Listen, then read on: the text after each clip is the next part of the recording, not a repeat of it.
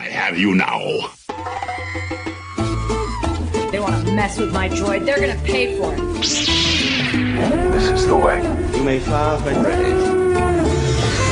Blow that piece of junk out of the sky! The way you're fighting, you wouldn't have lasted long. Hello there. The ability to speak does not make you intelligent. Out today, it's a massive announcement that we didn't see coming. I don't think anybody saw this coming.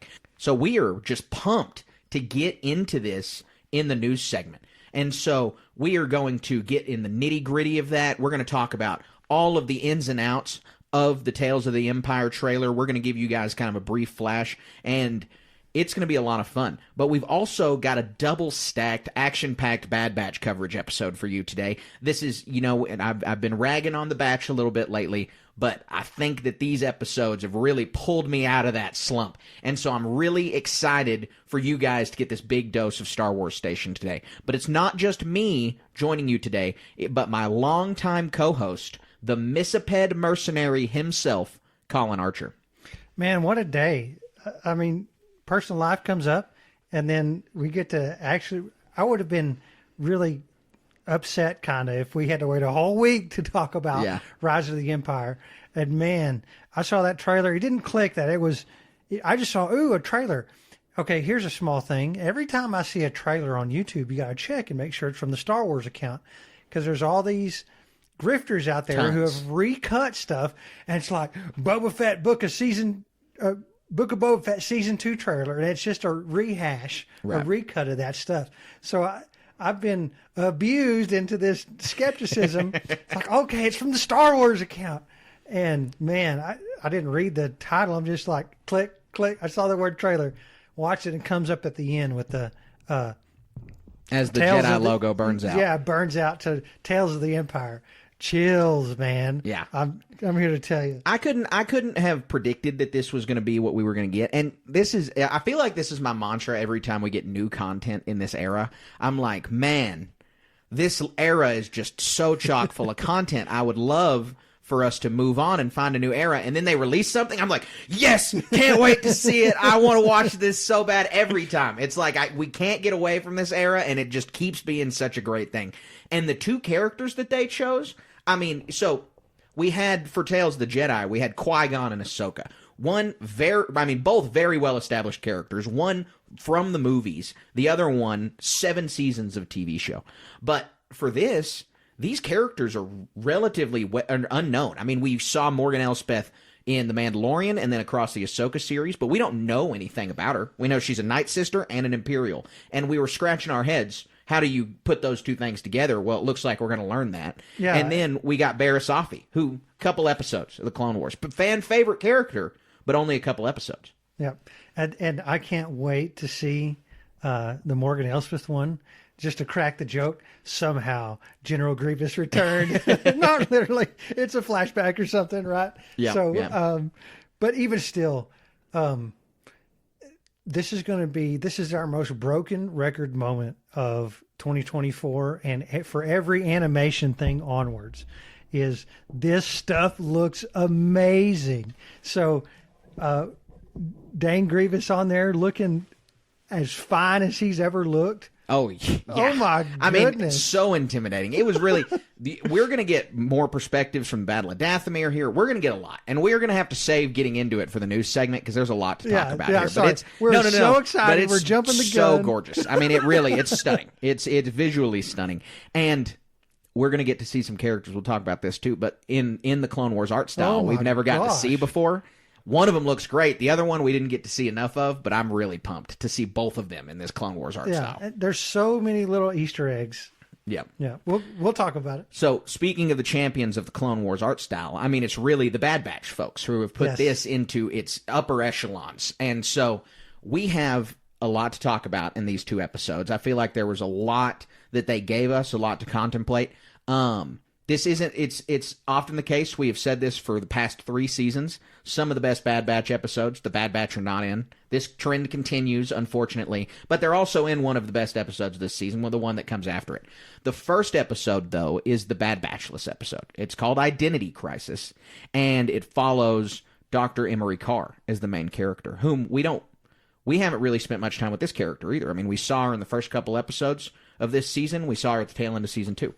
Yeah, and up to this point, she's just been a background character with a few extra lines. So it's really cool to get to see some development on this. And as you can tell by the title of the episode, it's she's questioning what's going on in the vault. So we have the opening of the episode in a beautiful snowy landscape. Again, it's just the opening landscape shots of every episode of this season have just been captivating. The planet looks like the planet where Han meets Lando in the Solo movie. I mean, it looks like a little bit less seedy version of that. It boggles my mind because they've spent so much effort on these scenes, and they're on screen for mere seconds. I know. If even. I know. Like a second and a half. Yes. It's crazy.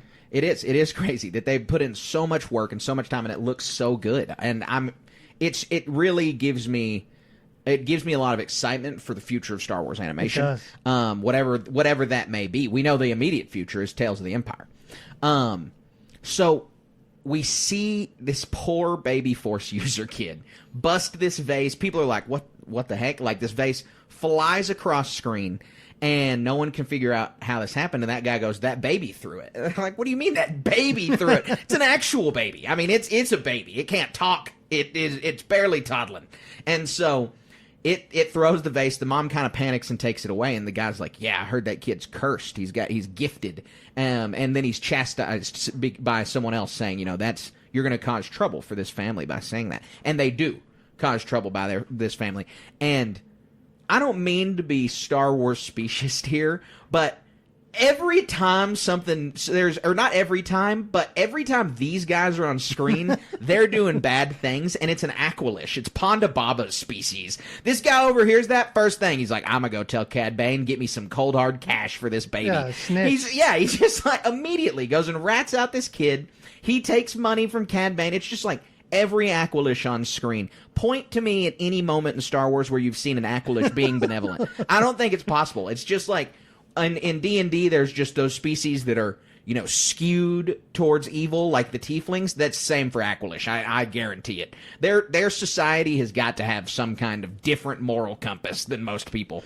Yeah, what I was thinking, it wouldn't take much to figure out who snitched in this situation, and so to exist in any kind of community, if you're snitching on people where babies are getting snatched, yep, you're not going to have a very fun existence. No, you're not.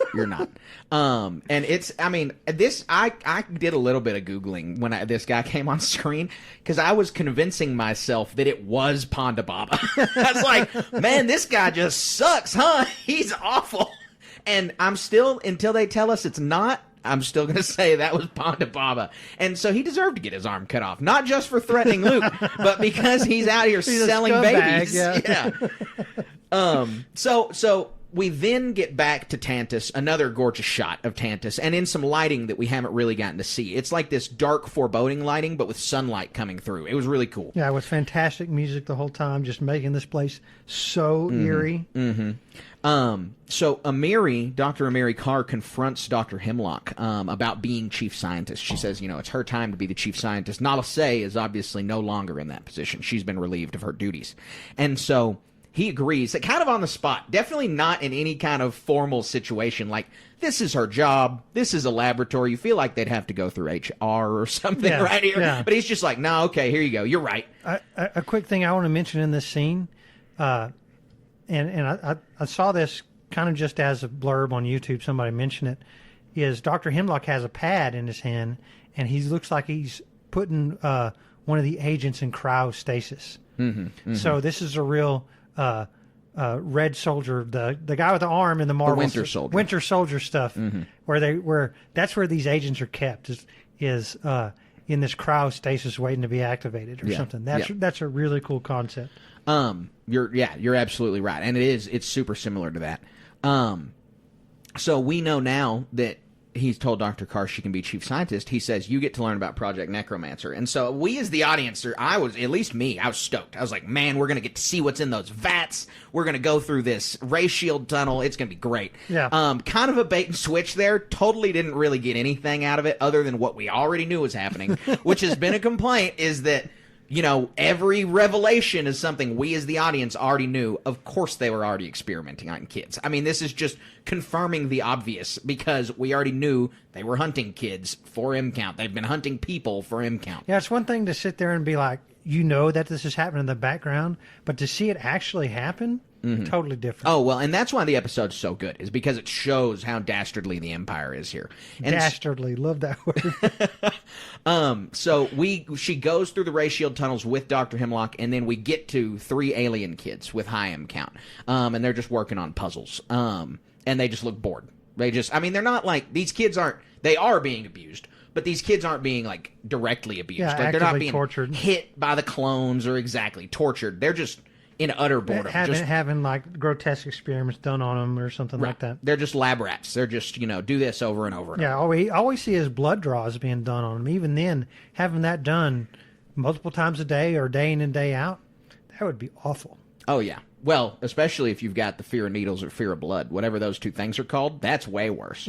Lucky for these kids. Also, really curious, I wonder if they chose the aliens with the fact in mind that all of their blood was red. Yeah. All 3 of their blood was red. I mean, it's not like all aliens' blood's red. At least I'm not aware directly of an alien in Star Wars that doesn't have red blood, but I'm positive they exist. Right. And so they chose. I'm just curious if when they were drawing this, they were like, yeah, we got to make sure the species on screen have red blood. Anyways, so we then hear a little bit more because Dr. Carr asks, why are they kids? Couldn't you do this with adults? Hemlock's answer is pretty funny from an audience perspective. He says, few adults left with such characteristics. Yeah, I wonder why. And I was like, oh, that's a gut punch. Yeah, big old oof right there. Can't get any more adults. And so then he also says, Omega's blood has the proper properties for M count binding. Now, she still probably has a high M count. I mean, that's already been confirmed. But it's also, to me, this seemed like a little bit of a distinction, that there's a way for her blood to increase M count. I don't know if that's the way you got it or not. Well, so this is the pivotal moment, really, I think, of the whole culmination of the Bad Batch Season 3, in a sense. And it really lends a whole foreboding element to this. Because, and this is without the next episode in mind at all. They're so adamant about capturing Omega. Project Necromancer seems to have stalled, and because of whatever properties this M count that Omega being a clone possesses for this binding, provides a bleak picture, because we know in the end, on at least some level, Project Necromancer is successful. Yeah, absolutely. You're right. It is. It does not spell positive for any of these folks. Yep. So right before we cut to the next scene, we see, I'm going to call him Green Kid. I don't remember his name, and I don't know what species he is. Jax was his name. Jax. Okay, so we see Jax, but I don't know if we've seen this species before. I couldn't. The other one's Pantoran. The girl is Iktachi, but I don't know what he is. I don't know what Green Kid is. Yep. So anyway, Green Kid wants to escape. And we see him kind of staring at the data pad on the wall, trying to figure out how to escape. And that was just a little bit of foreshadowing for the episode. So we cut back to the mother and the baby from the first scene playing in their house, and then you hear jingling spurs. And we know immediately who this is. I mean, it's not Boba Fett because we saw the trailer. So there's 2 people. It's either Boba Fett or Cad Bane. Nobody else wears spurs in the Star. Well, they don't either, but nobody else gets the spurs sound effect in the Star Wars galaxy except for these 2. And Cad Bane busts in there and immediately stuns this woman. And what I thought when I saw that was, wow, good on Cad Bane for not just cold blood shooting this woman. Because why didn't he? It's way better than I could have expected that he stunned this woman. Cad Bane is a cold blooded killer. I mean, he could have walked in there and shot that woman, and I would have been like, yep, that's Cad Bane. And almost objectively, we could have a discussion. Stealing somebody's baby and leaving him alive is kind of worse. I mean, it's definitely terrible, and it's the same kind of crime insofar as you're going to be prosecuted the same whether you murdered this woman or not. Pretty much. In the context of in real life, we have Amber Alerts and this and that if your kid goes missing, and I would say compared to the Star Wars universe, there's a way greater probability in the real world that you're going to get your kid back. Yeah. In the Star Wars universe, kid goes missing. Oh, they're gone. Yeah. Well, gone. Except if it's that one episode of the Clone Wars where Cad Bane is also a baby napper. This dude is not a Class 1 bounty hunter. He's a Class 1 baby napper. Like, Cad Bane is this feared, revered bounty hunter. The dude only hunts infants.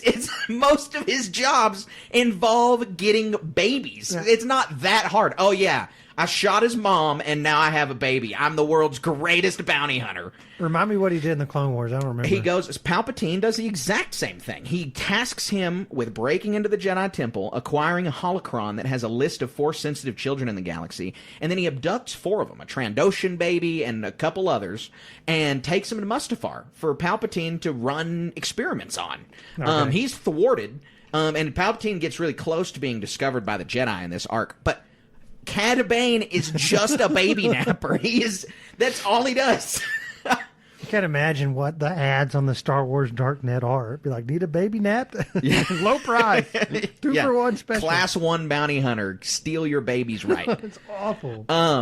So we get to see Toto, the return of his hilarious droid. One of the funniest, I was going to say favorite, not true, but one of the funniest droids in Star Wars. He's like a more whiny C-3PO, Yeah. but in like a really funny way. I don't know. I always get a kick out of Toto when he says, I'm not a nanny droid, and he's always so impressed with himself when he does the simplest task. He gives that kid its baby doll, and he's like, oh, wow, look at me go. I am a nanny droid. And so he's just so proud of himself. So we see Bane take the baby, and they put it in this awful crib case thing. It's like... Yeah, so this is like the bad version of Grogu's bassinet. Yes, right? it is. You can tell Grogu's is okay because it's curved and it's an egg and it's soft. This thing has got stark lines. It's just not cool. You don't want your baby in that one.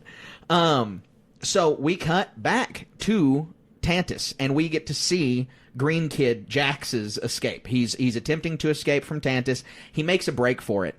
This is like, I understand he's a kid. I get it. He had zero plan. He just starts running at the door. Has he not seen what happens here before? So they stop him by stun blasting him. And Carr's pretty taken aback by this.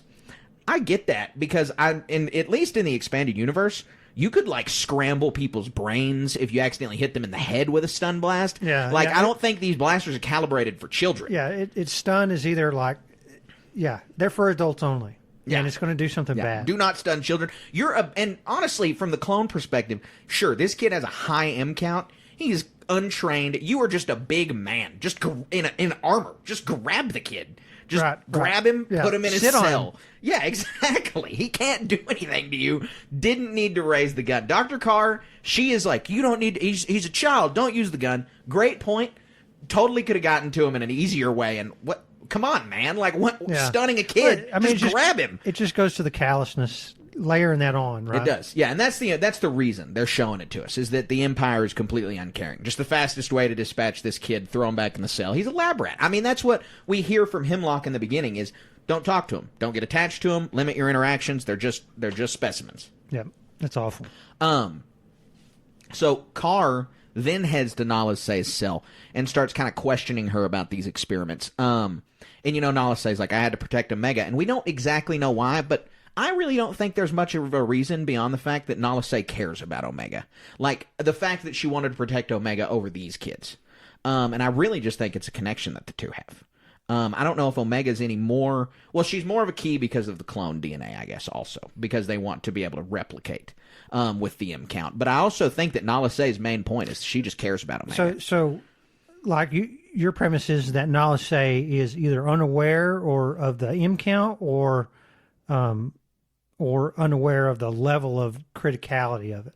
No, I'm not. No, I think she's aware of both those. My point is that Nala Se says, I had to... When Emery Carr questions her, Nala Se says, and Emery says, well, why didn't you do anything for these kids? Like, why didn't you help them escape? And Nala Se was like, my priority was Omega. I helped these kids as much as I could. Okay, so because she's a clone. Well, that's what I'm saying. Is the answer is she's a clone with a high M count, and so it's going to be replicable DNA. But I still think that most of Nala Se's answer comes from the fact that she cares about Omega. That we've seen evidence throughout all the very three beginning, seasons that she has as an emotional connection with Omega. And that is a more compelling reason. I know that the Kaminoans are cold and calculating and whatever. Their species is essentially obliterated. I mean, they basically don't exist anymore. Yeah, they're the a dying Senator race. and hers left, right? Yeah, As I mean, far as there's we know. probably a couple. Yeah, as far as we know, it is just those two. And so they are just a dying race. Like, it's not. They're not Alderaan. Like, they didn't have a big diaspora across the galaxy where they can still cobble together a few 100,000 people. Like, there's probably less than 100 Kaminoans left in the galaxy. And so she has nothing else to cling to but Omega. And so I think it makes for a more compelling story if it's more about her care for Omega than Omega's usefulness. Yeah. Although that's absolutely a factor.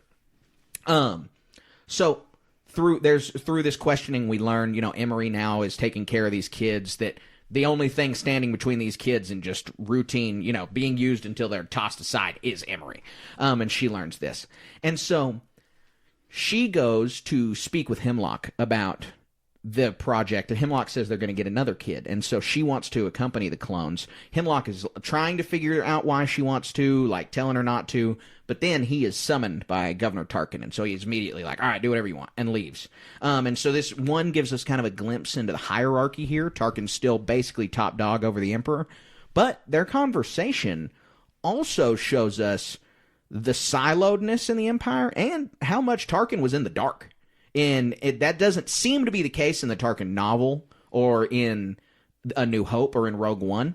But really, Tarkin does not know as much about what's going on in the Empire as possible. I mean, if Hemlock is able to tell him something's classified and that's beyond Tarkin's level, he's unfamiliar with more than I realized he was. Yeah, me too. So he had no idea about Project Necromancer at all. You could almost say he didn't even know the word.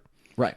Yeah, probably not. Did Hemlock mention it to him? I don't even think that. No, he doesn't. He just says it's a project that the Emperor is keenly interested in, and then doesn't elaborate on that at all. And that makes some sense, obviously. I mean, Tarkin's an Empire man. Like, he's the tyrannical government cog. He's the guy behind those parts. He's not fiddling with the dark side or anything like that. But Tarkin is a believer in the Force, insofar as he doesn't think that it's this end-all, be-all power greater than the Death Star, yada, yada, yada. But he has to acknowledge through his experiences that it exists and that it is a power, through his relationship with Anakin and later through his relationship with Darth Vader. And so it's not like he's completely out of the loop as far as the light side, the dark side, the Force, but he's certainly out of the loop of the more diabolical nature of the Empire. Right.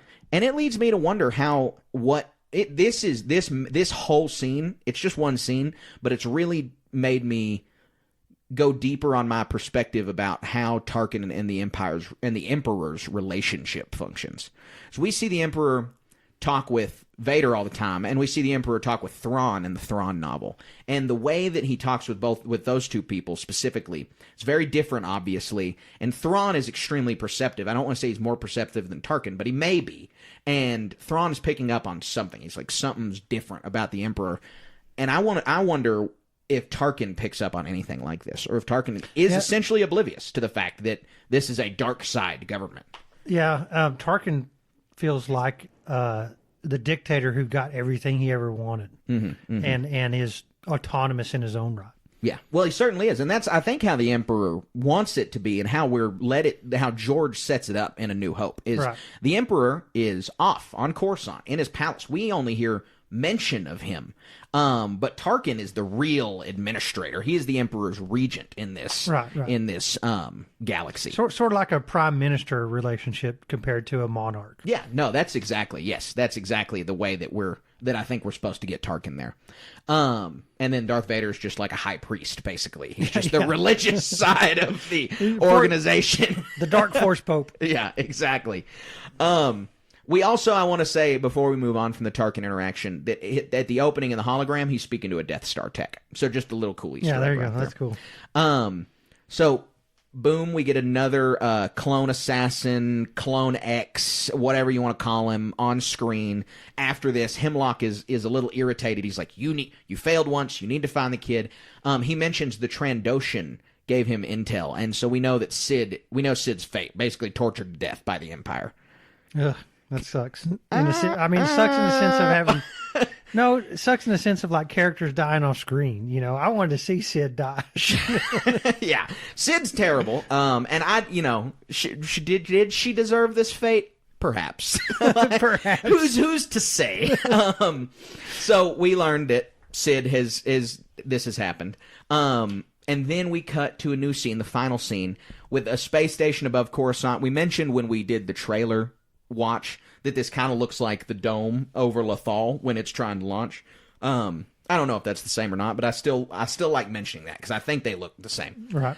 Then Amiri meets Cad Bane and sees that he brought her a baby, and she's taken aback. She's like, I thought the kid would be older. And the clone, Scorch, Clone Commando, he's like, well, it's going to be less trouble, so that's cool.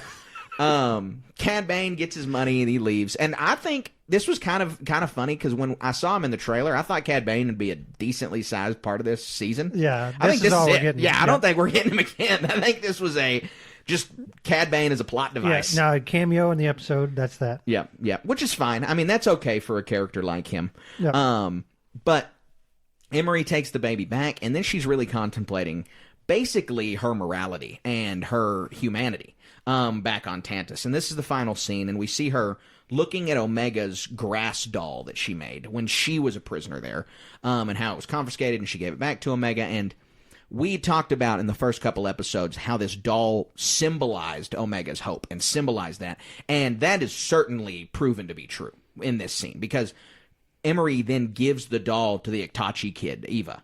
And this is giving her some hope, and it's giving her some comfort. And so this was a really good full circle moment for the show. Yeah, it really was. Good episode, good symbolism, and some very pivotal moments. Yeah. It was, again, it's tough that some of the best Bad Batch episodes have nothing to do with the Bad Batch, but it's just because we get so much information about the project and about what the Empire's doing, and just we got to see a lot. Like I said, that Tarkin scene got my noggin jogging about what's his relationship with the Imperial government really like? Like, where does this guy stand in all of this? Yeah, and for me, it's Omega's binder thing.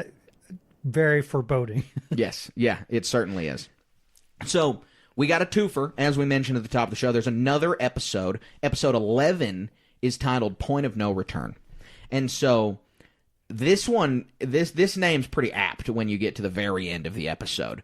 The episode starts off with probably my favorite opening shot. Yes. It was awesome. And this is I was ready to ask you, but I don't know if you're going to know the answer, but this reminded me very vividly of a movie, but I can't think of what movie that shot was. You got any idea? Any sci-fi movie that opens basically with that exact same shot is what I thought I had seen before. But anyway, the description of the shot is we can see the lip of a canyon on this moon, on this barren moon, and then a gas giant just right beyond it. So this moon's orbiting this gas giant. It's a really pretty shot. I mean, it's just a great opening.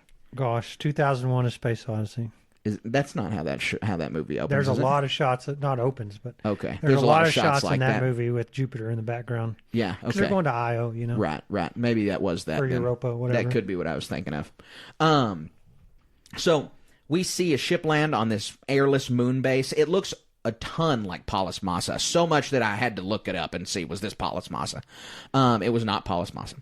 But Fee lands her ship on the airless moon base, and she has a Jawa tube on her ship. Did you notice that? No, I didn't. So you know the big suction tube that comes out of the bottom of the sandcrawler and sucks R2-D2 up into it? She drops a droid out of it from her ship. It looked awesome. I was a huge fan of Jawa tube. I think I did the Leonardo DiCaprio pointing at the screen meme when I saw it. Jawa tube was perfect. So that must be like add-on for your ship or other conveyance. Yeah, we need to look for it in the snatch up RPG. Debris and other droids.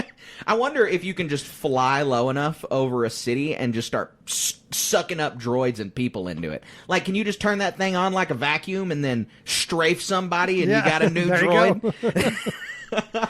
Could be. Shipjacking goes super hard. I thought this guy was going to steal her ship. So Clone X, Fee gets off her ship, goes and waits in the waiting room for it to be filled up. Clone X is sitting there watching. He gets on her ship and he puts a scomp link in. He didn't shipjack, but I'm still going to say he was jailbreaking the ship. It was really cool. We haven't really seen anybody do something like that, to my knowledge, for a while. It's happened in Star Wars, but it's been a few years. And so I was really excited to see that. And he gets the information he needs. He finds the planet she's been frequenting, Pabu, obviously. And he's crawling down the ramp. The only thing I regret, and I think this would have made this scene better, he gets in a firefight with Fee. Either disables her ship, probably shouldn't kill her because she's probably going to pop back up again, but I would have liked to see some kind of confrontation there. Yeah, he just disappeared, right? Yeah, he sneaks off the ramp. Well, she gets wind. She goes and looks around the ramp. She has a pirate sword, like a literal cool. pirate sword. Yeah. And so she looks around, and he's gone. And then we get to see... It is ridiculous that they gave this random clone assassin like the coolest ship that we've seen, at least in this show. Yeah. At least in the show. He slips off planet on his freaking awesome infiltrator ship. Yeah. I love that thing, man. Dude, this is cool. We talked about it last week or 2 weeks ago, but if we still played that X-Wing miniatures game, that ship we'd be would so thirsty for that ship. Oh man, it is awesome. You think it's medium base size or large? Medium. Medium, yeah, I think so too. Okay, anyways, we then we cut to Pabu, and I saw something that I never ever would have thought I'd see in Star Wars. There's a literal sailboat. It's not like the skiff that Rey uses in The Rise of Skywalker, and it's not like, oh, this is some kind of like sailboat-looking device in the Star Wars universe. 100% cloth sail sloop with the triangle. It's probably not a sloop. I think I got that wrong, but it's a tiny sailboat. And I just thought that was super, not goofy. It's fine. It makes sense. There's hundreds of planets in Star Wars. It's cool. It's fine that they have that, but when are we going to see a car? I mean, eventually you're going to see something with wheels. Yeah. Like, we've already seen treads on things, so I just feel like if we're going to see a sailboat, someday we're going to get on a Star Wars planet and it's just going to see a car drive by. And if it's a land conveyance, I hope it's a pickup truck. We did. We already saw, well, it hovers still, but what was that guy's name from the Obi-Wan Kenobi show? Mole Man. He picks Obi-Wan and Leia up, and the Freck. Yeah, Freck was a truck driver and had that Imperial logo on the back of his truck. And so the sailboat was I just thought it was a little funny. We then have Omega in the treasure vault that we learned about last season, and she is adding something to the vault. She adds text glasses, which was really cool. It was a really nice touch. Again, I really don't want him to come back, and I'm hoping this is like cementing that fact. His goggles are in the treasure thing. No more mention of tech. Well, mention is fine, but we're not seeing tech again, is my hope. Yeah. But every time Clone X or the Assassin Clone or whatever we're calling him comes on screen, I'm always just a little bit a little bit of apprehension there. I hope that's not tech. I was like, I don't want that to be tech. So we know that he's found Pabu. We see his ship coming in, the Clone X assassin guy. And we can see that Hunter can sense something's wrong. Some birds are disturbed, and Hunter's got those heightened senses. So he gets Omega on the line and says it's time to leave. Before this, the Clone X had contacted Scorch and was like, I'm going to go to this place, and Scorch says, we'll be standing by. I did not realize how close standby was. I didn't know that it was going to take mere seconds for them to show up.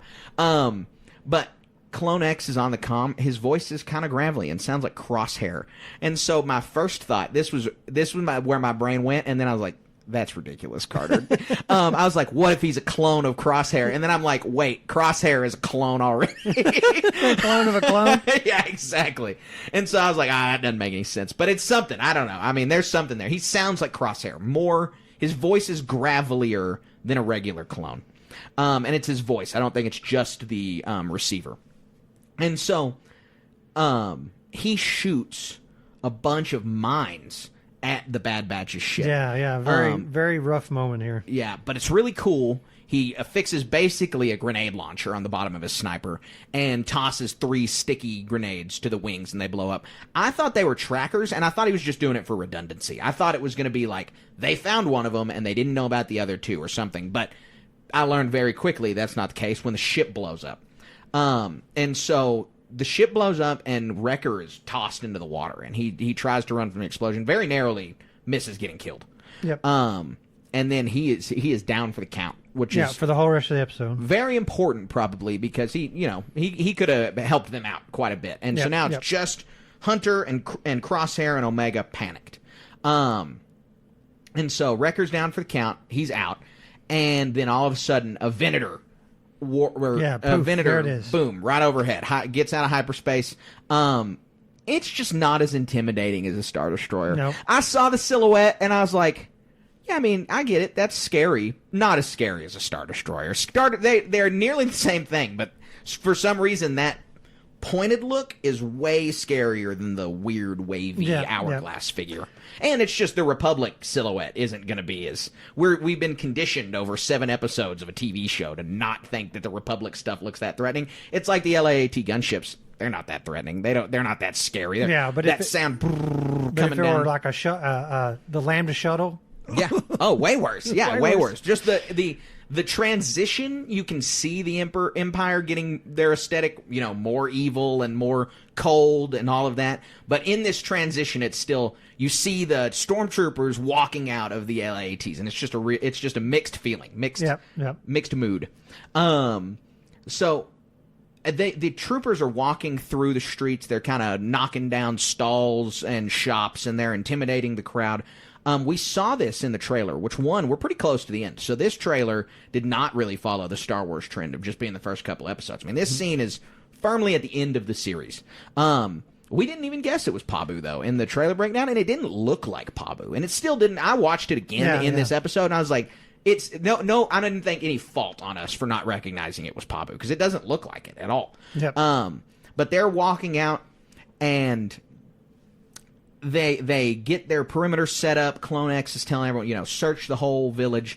And then Shep, the mayor of the town, comes running up, and he's, what are you doing? Why didn't they just shoot him? I mean, again, like Cad Bane earlier, why didn't you just shoot the woman? Why don't they? I don't know if I am just taking it from a weird angle, but I feel like the Empire is sinister enough. They've already blown up their ports. They've already destroyed their boats. They're going to light people's houses on fire. Shooting the mayor is not going to be that big of a deal. 0 repercussions, and you guys are on a secret mission that is of the utmost importance to the Emperor. And they may not know that specifically, but Hemlock has imparted upon them the importance of this mission. I don't know why they stood for Shep getting mad at them at all. Yeah. I mean, this place is doomed, right? The whole place. It was a paradise before, and now that the Emperor's found them, it's never going to be the same. I mean, because the Empire just snatch them up. Hey, we need fishermen on this world. Guess what you're good at? Hey, here's this resource-rich planet. Guess what we get to do? I thought it was going to be even more Princess Leia than that. I thought when Omega turned herself over, we were then going to see him be like, all right, cuff, and then still run the flamethrowers. I mean, I was surprised we didn't see that. So we then have Hunter kind of doing his thing. He's trying to save Omega, trying to just take these guys out. And so he goes for a gnarly off-screen neck snap. It was really cool. It was a really good, he grabs his neck. It's just right. It's the way that they get around this stuff so funny, because you see shoulders down and you just see this body slump, and it's like, what? I mean, a 6-year-old knows what just happened here. And so it was really cool. Hunter then is able to get on a gunship and take some people out and crash the gunship. I mean, he's really trying to be one-man army. He's Ramboing it up right here, big time. Yeah, the Clone X, the agent, I thought he was going to shoot Hunter. I thought we were fixing to see another death of the Bad Batch. God, that would have been I was very tense in this moment. That would have been rough. It would have been a little anticlimactic, I think, if we would have killed Hunter off that way. It would have been tough. Oh, yeah, extremely so. But, I mean, that's why they do this stuff. You're right. To keep us on the edge of the seat. You're right. So Crosshair's protecting Omega. They go to the treasure vault, and then Omega is telling Crosshair, I'm going to give myself up. We're going to put a tracker on me. Yeah, she's all out for the community. Yeah, and it makes sense. Again, though, this is kind of a don't listen to the kid here. She doesn't need to do that. This is a bad plan. Crosshair's like, this is a bad plan. There's too many variables. And this proves to be true because Omega does turn herself in. And they scan her to see if she has a tracker on her, and they find it. The guys knew this was going to happen. Good foresight. Right before she turns herself over, sorry, let me back up real quick. The TK troopers are putting flamethrowers to people's houses. They're about to start burning buildings down. 100% thought that they were pointing them at people for a second. When Oh, they cut God. to the flamethrower, I was like, no chance they're going to off-screen burn people alive. Yeah. They did that in A New Hope with Owen and Peru, but I didn't think we were going to get it in the cartoon. We didn't. He's just pointing at their houses. But then Omega turns herself in right before the houses go up in flames. They find the tracker. They're escorting her. And we see Crosshair just huffing around, trying to follow her, make sure he gets a good angle. We know that he's going to be shooting a tracker. It's just clear that that's what's going. Here he comes, and then he starts getting in a fight with these TK troopers. They're shooting at him. He's trying to get it off, and he finally is able to come around, take the shot, and he misses. Yeah. And this Bad deal. was a surprise for me. I didn't think that was going to happen. Yep, I didn't think so either. It was very. You're watching that happen, you slump in your seat. That's like, exactly oh, no. what I did. Oh, no. That is exact. I was watching it. It's like, and it just falls short, and you're like, oh my gosh. I mean, it's like, well, March Madness is going on right now. It's like watching your team miss a 3-pointer for the win. Like, it's just, if they airball the 3, that's exactly what it looks like. If you're standing behind the shooter, that's what cross it, because it just goes up and then whoop, whomp, and hits the plop ground. into the water, yep. Just like an airball. And you're like, oh my God, Crosshair airballed, man. And this is going to, the next episode is going to open up with a huge reckoning between Hunter and Crosshair. Yep. I mean, Yep. it is, I don't understand how they're going to be able to get over it. And honestly, with Wrecker too. I mean, I don't know how they don't just leave Crosshair or, throw him out of the ship at the airlock. Like, they are going to be furious. One, Crosshair is the only decision maker who let Omega leave. And two, he missed the shot knowing it was a bad plan. The guys are going to say it was a bad plan. Crosshair knew it was a bad plan. It is, and Yeah, reckoning is an understatement almost. we know that they're going to find her, but in the context of just watching this show, it's hopeless for these guys. I mean, they lost Omega forever because of Crosshair. Yeah, this is the Empire Strikes Back moment. Yeah, it absolutely is. It absolutely is. And so these 2 episodes had a lot of meat to them, man. I mean, they were a lot of fun. I really enjoyed them, and they got me super excited for these last few episodes. Yeah, me too. I mean, the last few episodes are the culmination of the whole thing, and there's going to be even more cram-packed in these other episodes. There's a lot of reconciliation with all these different characters. They laid the groundwork for Dr. Emery to rebel and probably cause some consternation on Tantus. Hopefully we get some Hemlock comeuppance, right? We're going to get there's going to be a really fun confrontation between Clone X and the rest of the batch. Yep. I'm really scratching my head to see if Palpatine's going to show up again. We thought an Inquisitor may. I kind of think that's off the table now.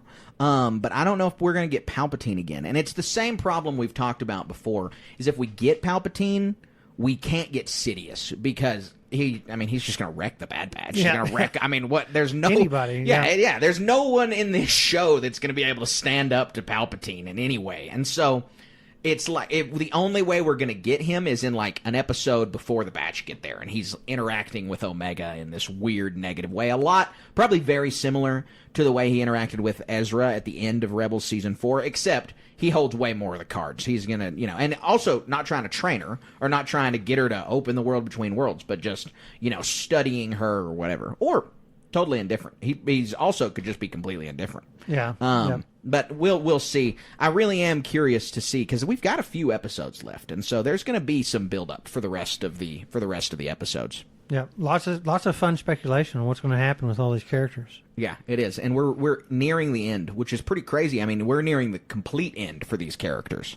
After this show, it's other than Omega, I don't really see a future for these guys, and we've been saying that over and over. Yeah, outside a comic book, that's going to be almost throwaway or something like that. Right. I mean, I want to be surprised, but I can't.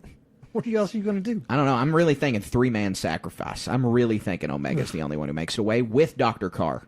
Yeah. I think it'll be Omega and Dr. Carr, and that'll be the... I mean, they're not going to get their own show or anything, but we'll get a continuation someday of that story. Yeah, Dr. Carr is really funny. And just a small anecdote. The TV show from the 80s called Knight Rider, Is that the one with the talking car? the talking car. Nice. I can't believe I got that. It was the car's name was Kit, Knight Industries 2000. And so for a couple of episodes, they had an evil version of Kit, and they called that one Carr. I don't remember the acronym for that one, but it was Karr. Oh, that's funny. That's funny. I'm sure it has nothing to do with this. I've never seen Knight Rider. I'm super proud of myself that I guessed that's the one with the talking car. It sounded familiar, but I felt like I was wrong. Yeah. So that's the end of the meat of the podcast. I say that. It's not the end of the meat of the podcast. We have a bunch to talk about in the news section. But before we get to the news section, we do have our How the Force Works segment. And so we're going to hop into that right now. All right, Colin. So we have a How the Force Works question today from our Patreon subscriber, Loaf. And his question for both of us is, what is your preferred watch order for the films? This one's hard for me to answer. I really don't watch them in any order. It's bohemian, I would say. That's not how the Force works. When whatever I decide I want to put it on a Star Wars movie, it's whatever I feel like at the time. Yeah. And whatever I like, I can track in my mind the last time I've seen XYZ movie, right? Yep. And so it's basically whatever order that, I haven't watched this one in a long time. I want to watch this one. Mm-hmm. Right. And, but like, I want to put a little bit of spin on this. If I were to sit down with my children and say, what is the first movie I want to have them watch? It's going to be A New Hope, Empire Strikes Back, Return of the Jedi. It's going to be Release Order. Yeah. First off, you're right. And when you get to a certain, everyone listening to this probably is in the exact same boat. I bet you're in the same boat, Loaf, is when you're a certain kind of Star Wars fan or certain level of Star Wars fan, you get to the point where it's just whatever you want at that time. And it's not like you can't remember the plot line of all of them all the way through. And so it's how you're feeling. I mean, I've got them for moods. I don't have to be in an amazing mood, but I find myself watching Attack of the Clones when I'm in a really good mood because it's one of my least favorites. And so I'm like, I really want to go see this. And it's always, I'll think about one scene from that movie. Yeah, and I'm exactly like, right. I've got to go and watch that whole movie. Like, I'll be like just walking down the street or driving down the road, and I'm thinking about the hallway scene from The Empire Strikes Back with Han and Leia. I'm like, well, now I got to go watch The Empire Strikes Back when I get home. Exactly right. And so that's how it is for all of them. And so you're right. And then there's ones you haven't seen in a little while. Like, I'll think the one I haven't seen the most recently, I don't think I've seen, maybe it's Revenge of the Sith. It's either Revenge of the Sith or The Force Awakens is the one I haven't seen the soonest. Right. So I need to go back and watch both of those. But yeah, it's kind of a hop around thing. But the question about showing it to people first, you have to know the person a little bit. But I think in general, and especially with kids, especially people nowadays in general, if they haven't seen Star Wars, you have to start with the original trilogy. Not for any plot reasons. If they're little kids, there's plot reasons involved. If they're an adult, they know that Darth Vader is Luke's dad. They got the spoiler. But what you have to show it to them is you can't go, it's a little jarring to go prequels where the CGI is pretty good even, and it still holds up, to the original trilogy where you can see, you can still see the practical effects, and then to the sequels where it's like, the 21st century well in its way. Well, I guess the prequels are 21st century, but the 2020s, the 2010s, very heavy CGI, and it's a little. I think it's better to watch them for kids and for most adults in the release order because you get to see the evolution of the effects, and that is in itself a really gratifying thing. And it also, that's the way for people to really understand why Star Wars is so great and so valued, is you watch A New Hope and you know they have the context. This was made in 1977. Then they're like, oh, wow. Like, not only is the story amazing, and not only is the score great, and not only are the characters enthralling, but these effects are pioneering, and you can understand that. And then you get to see the effects grow, and you get to see George's vision manifest itself. And so I think you have to show most people in original trilogy order. The only people you can show it to in chronological order are people who are like film buffs and are going to be okay with the fact that they're switching and jarring around to some CGI. Because I've got friends who they're only in their the early 20s, and they like won't watch movies before the 90s. Like, they say they can't do it because the effects are so jarring. And you know this person also. I'll tell you off air who I'm talking about. You're going to be appalled. But this is a good buddy of both of ours that thinks this. And he won't watch any movie made, like, pre-1995. That's a shame. It's a big shame. Missing out on a ton of amazing movies. One of my favorite movies of all time is Planet of the Apes, the original one. Okay. Those costumes are atrocious. They don't look anything like monkeys. That movie's hard to watch. And when that movie came out, people were like, they taught monkeys how to talk? People actually thought that. And so you have to have the appreciation for how far film has come along. And you can't look back on the past and be like, how did anyone believe this? When we've got, CGI Smaug in the Desolation of Smaug that looks amazing.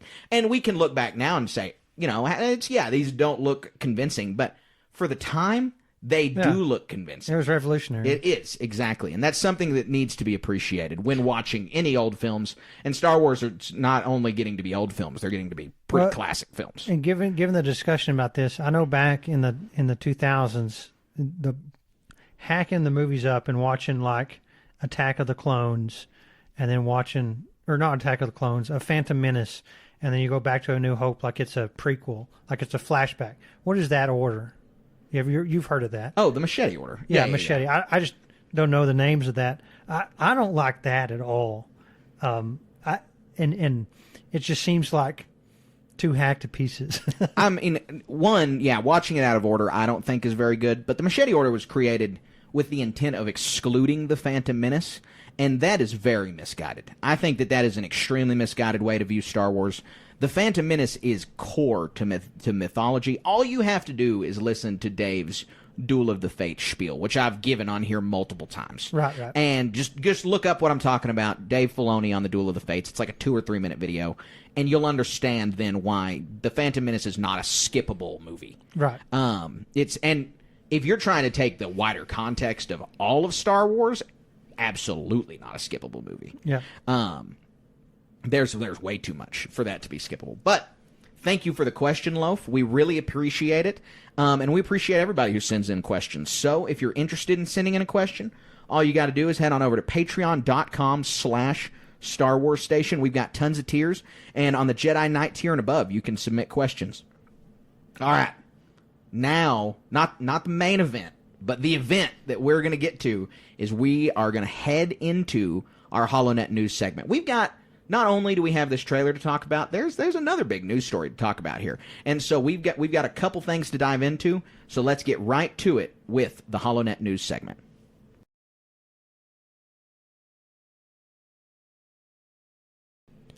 All right, so I want to preface this news story. We already know what it's about. It's about the trailer and Tales of the Empire. I want to preface this with the fact that May 4th is going to be nuts. Like the week of May 4th, we need to just take a week off because we've got the You made the HoloNet. extended Acolyte teaser.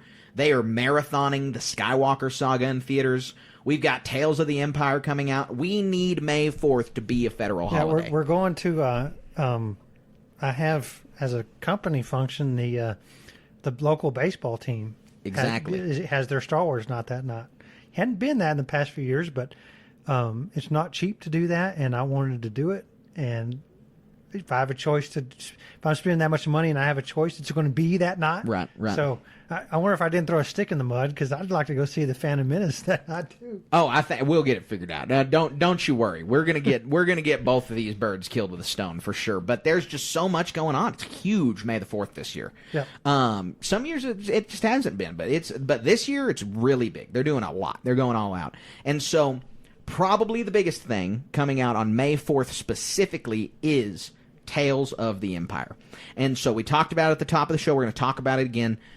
They've got 1 month from today, a new television show coming out. We can assume it will again be 6 episodes. It is a limited series. Okay, 4. You heard 4. All right, so 4 episodes.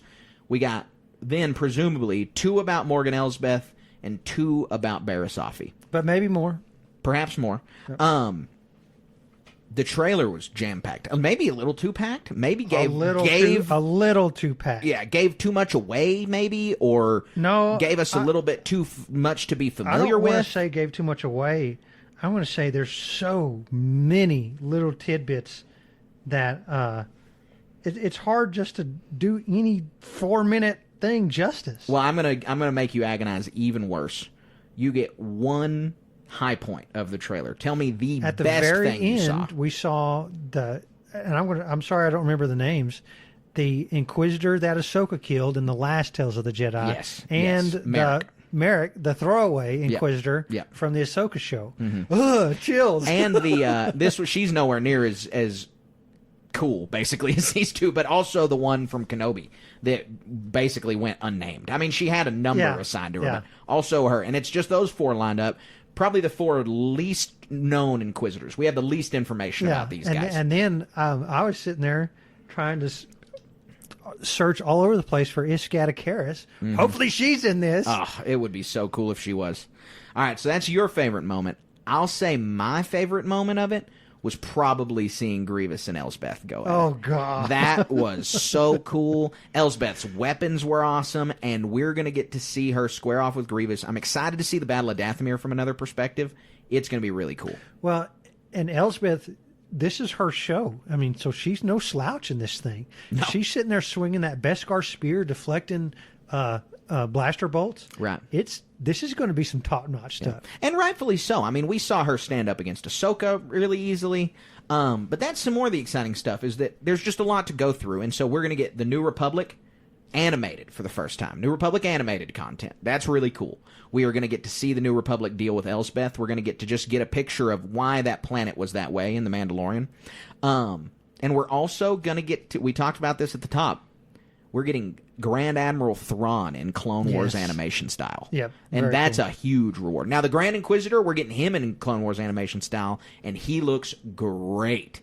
I mean, whatever problems we had with the Kenobi look, which you go back and listen to our episodes, I think we were too nice about the way that the Inquisitor looked. It ages every day that Kenobi exists. The Grand Inquisitor looks worse. Yeah, you're right. But he looks phenomenal in the Clone Wars animation style. Yeah, and he's so powerful. I would have figured that the unnamed in the background Jedi Guard would be a little bit on par with Barriss Offee, right? Right. Nope. Right. He's able to. Yep. Not at all. Not at all. I mean, there's a lot to look forward to here, and we can't do a whole trailer breakdown right now. I don't know if we will do one.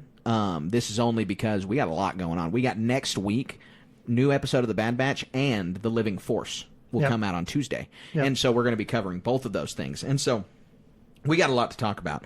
But that being said, I'm so pumped about this show. So pumped. I am jazzed. I'm ready to see it. I will, on May the 4th morning, I'll probably wake up and watch this show as soon as I can. And we'll have an episode about the show, obviously. Yes, we will certainly have an episode. Our May the 4th show will revolve around this episode. So the next piece of news is one that's really important. This one is not just Star Wars related, but this one is very important. And that is that we reported 2 weeks ago Disney was having a fight on their shareholder board. A man with the last name Peltz was trying to get 2 seats. Nelson Peltz was trying to get 2 seats on the Disney board, and his stated goal was to get rid of Bob Iger. And Disney was able to not let him on the board. He did not have the votes to gain seats on their board. And so Bob Iger hangs on by a thread. Bob Iger, I don't know a whole lot about the inner workings of CEOs or Hollywood or anything like that, but through my very passive lens of consuming this only through Star Wars, that guy seems as survivable as a cockroach. Yeah. Not that he is a cockroach. I think Bob Iger does a decent job. But he survives and survives and survives these kinds of headhunts. Yeah. And, he's definitely the most knowledgeable, right, when it comes to how Disney operates and is successful. And I think I just keep coming back to the whole peaks and valleys thing at one of the investor talks he did. And, you can't bat 1,000, and even in baseball, if your at bat percentage is 30%, you're considered good. Sure. So I think in the world of business, you need to be batting 80%, right? Right. But if you dip down below that for a period of time, it's not that bad of a deal. The Disney stock is down 4% in the last 5 days. So, I mean, we're going to see how this pans out. But whoever gets the most votes wins, and here we are. What did it do? I'm be curious. We're not stock analysts, so this is the blind leading the blind. But what did it do over the last day?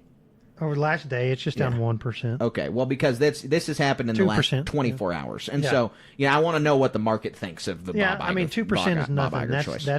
That's nothing. And if you look at over the month, they're up 3.75. So, well, and compare it to the Dow or the S&P. I don't know if that's up or down, but that's maybe the market's down today. I don't know. Yeah. We don't have enough context for this evaluation, but it's interesting. It's interesting, and he's hanging on. So we're going to see what kind of direction Bob Iger take it in. We heard reports that he came to Lucasfilm when he got back as the Disney CEO and kind of went on a little bit of a rampage. Didn't get angry or yell at people as far as we know, but he did say, quit focusing on Willow, quit focusing on Indy, just focus on Star Wars. You need to get this right and cut it down. He went for a quality over quantity argument there. And so we'll see if that's the case. He hasn't been back in the position long enough, I don't think, for us to completely measure the success, but here in just about a year, we'll definitely have a good picture of if Bob Iger turned this company around or not. Yeah, yep. So this is crazy. This last story is just, if you've been following this, it is exhausting. It is just, if you shouldn't pay attention to this news. If you care about this game whatsoever, it is only going to demoralize you. The KOTOR remake is reportedly still happening. And this is like the 5th report in a row that's been hot and cold on whether it's happening or not. Yeah. We have heard from so many different people, industry insiders, people involved with the companies making it, this time from the Saber Interactive CEO, which is a game working and helping develop this, or is a company helping develop this, says that it's still happening. So that's cool. I mean, that's a reliable source. You'd think the CEO of this company working on the game will know. But who's to know? We've heard from so many different people, so many things on the status of this game, where it sits, where it's going. We have basically no context. Yeah, and it gets, from a consumer's perspective, it gets really, really frustrating. And, the market for video games is just so saturated. It's not an enviable position to be a CEO of a game developer or even the literal guys doing it, because those people have such passion for their projects, and they're hamstrung by NDAs, and like, to have this stuff just be up in limbo like that stinks. It really does. It does. And it stinks for fans. I mean, it's like, I want the remake. All Star Wars fans, I think, want the remake, but what I want more than the remake is I want a definitive answer. Yeah. I want to know if it's coming or not. Yeah. It's just not good business to sit here and say, because it's a game with a huge cult following, and 2, it's a game that is super old. I mean, it's over 20 years old.